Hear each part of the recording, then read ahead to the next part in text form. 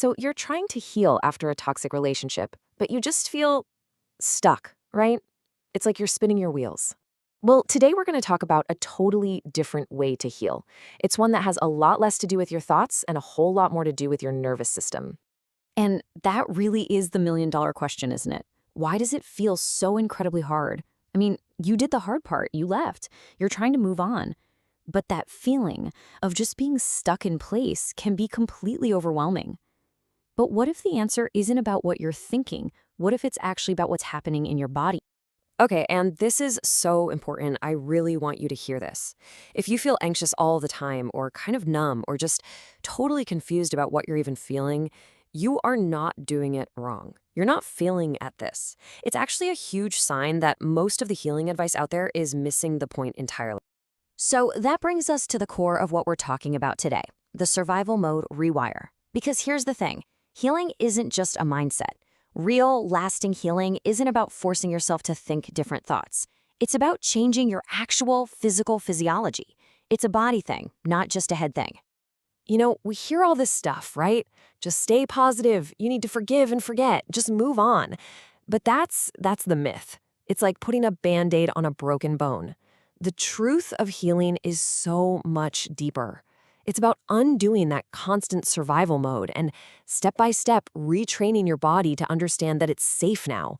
So what even is survival mode? Okay, think of it this way. Imagine you have a smoke alarm in your house, but it's broken. And for years, it's just been screaming, danger, danger, 24/7. That's what a toxic relationship does to your nervous system.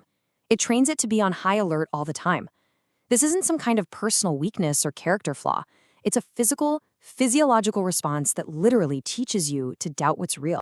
Let's break that analogy down. That alarm, that's your nervous system.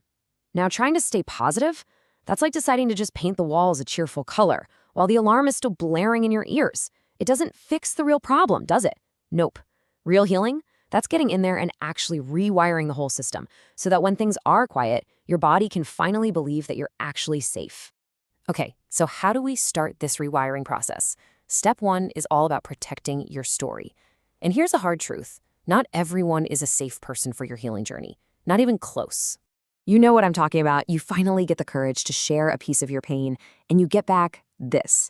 Well, they weren't always bad, or at least it wasn't physical abuse. Or the classic, well, you know, marriage is hard. These comments, they are giant, flashing red flags. Even if the person means well, this kind of talk minimizes what you went through. It invalidates your reality and can send you spiraling right back into that place of self-doubt. And it all comes down to this powerful truth. Not everyone deserves access to your wounds. Not everyone has earned the right to hear your story. You know, protecting who you share with isn't being secretive. It's a radical act of self-care. And trust me, your healing is going to speed up the second you start being really selective about this. All right, let's move on to step two, redefine closure. Now, this one can be really tough, I'm not gonna lie, but it's also maybe the most freeing thing you can do. It's time to realize you don't need them to understand, because real closure, it has absolutely nothing to do with your ex. See, we think closure is that big, dramatic conversation where they finally break down and admit how much they hurt you, but that's a fantasy. It's a trap that keeps you stuck, waiting for them. Real closure? It's clarity without contact. It is something that happens inside of you, not in a conversation with them. This right here, this is the light bulb moment. This is when everything can start to change. It's when you can finally look back at everything, see it for what it was, the good, the bad, the ugly, and just say to yourself, I understand what happened to me, and that's enough. My understanding is what matters. That is freedom. And that brings us to our third and final step, which really ties this all together, relearn physical peace. It's time to get out of those endless looping thoughts in your head and get back into your body. It's time to rebuild that trust with your physical self. Look, your mind is going to replay the tapes. That's what minds do. But you can pull yourself back to the present moment using your body. And these aren't just fluffy relaxation tips, okay? These are real, powerful actions that send a direct message of safety to your nervous system. So when that wave of anxiety hits, you consciously slow your breathing. You just take a second to notice when your shoulders drop and relax. You literally feel your feet on the floor. These tiny little acts, they are how you teach your body, bit by bit, that the danger has passed. And that's really the whole point, isn't it? Peace isn't just a thought you have, it's not a mindset. It is a physical state. You can't just think your way into feeling calm. You have to actively retrain your body to remember what peace even feels like. It's a physical skill you have to relearn, one moment at a time.